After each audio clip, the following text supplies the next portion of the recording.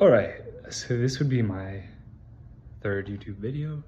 The first one I made, I talked about how spirituality is just a way to approach the unknown. The second video I made talked about how my idea for spirituality can help you with fear.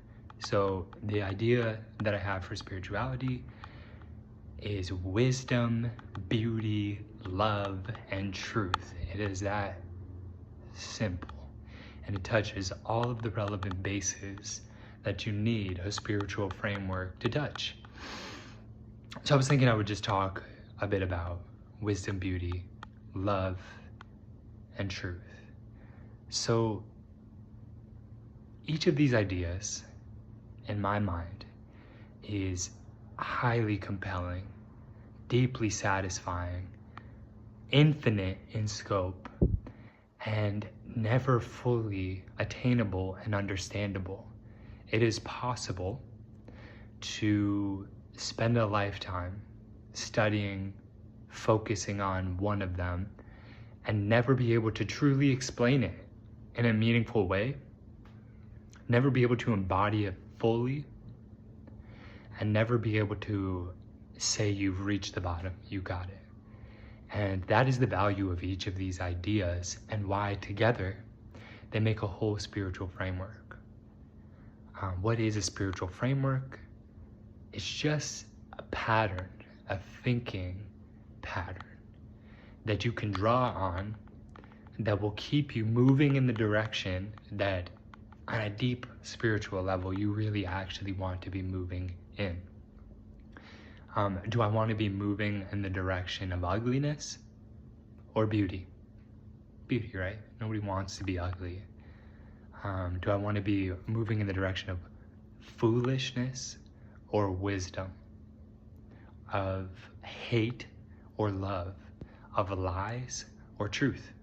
And it's simple and it works because there are these dichotomies that live sort of inherently in the mind.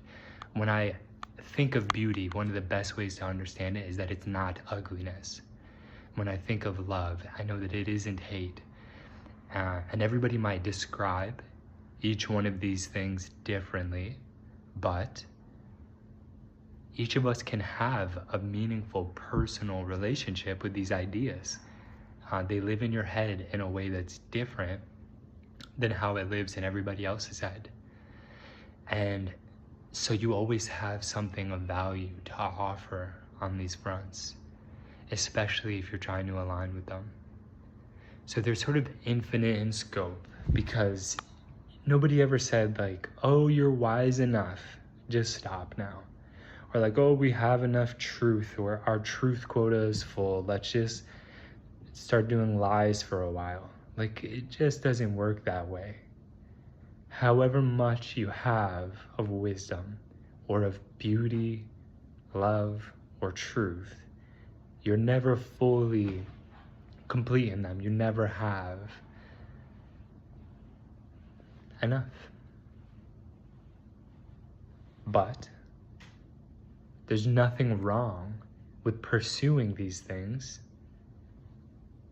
forever. So they're infinite. You can never be complete in them. They're always satisfying from wherever you're at. You always want more of them, and it's always okay to want and pursue more of them. Each of these ideas works like that. And the more of each of them that you have, the more value you bring to the people and the places around you. If you are a more beautiful person, when you go inside and you experience what it is to be you, if it feels beautiful, then the things you bring to the world around you, your home, your friendships, your partnerships, will be more beautiful. If you're a deeply loving person, if you have a strong discernment about the difference between love and hate, and you always stay on the right side of it, then you'll be a person who embodies love, and the world around you will be a more loving place than the world not around you. There isn't a problem with pursuing these things, and they feel good to pursue. That's why I'm saying wisdom, beauty, love, and truth is an ideal spiritual framework. Think about any other thing that you might pursue in life, however innocent it might be. Maybe you really like some kind of sport. If you pursue it infinitely, probably you'll end up breaking your body or hurting your ego. Probably you will end up feeling a lot of pain every time you lose because you care so much about this sport. You might invest tons of money and get virtually nothing back. If you do a bit of a sport, you might be more healthy. But if you do a lot of a very specific sport, you start to give up some health to pursue that goal of being even more fit for that sport, right?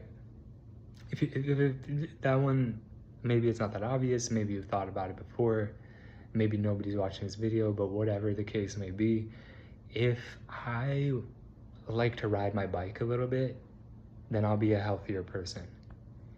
If I am obsessed with winning the Tour de France, I'm gonna have to push my body to extremes that are not very healthy. So you can see clearly, perhaps, with a sport, that if you pursue it infinitely, it can be problematic. It can cause problems for you. The same is true with virtually everything. I was thinking music and like musical instruments, and there is a bit of it with that, like these really incredibly talented musicians, like I think of like Hilary Hahn. She's a violinist, and if you listen to her play, it's so perfect. It's unbelievable to think somebody can play that perfectly.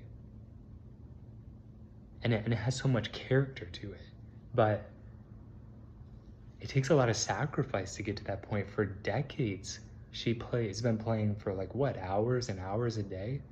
I think I heard one time that she practices for like 3 hours every morning. That's a big sacrifice. And it worked out for her, but how many people have played violin 3 hours every day and never went anywhere? And they were just in distress, pushing themselves in a direction that didn't feel good.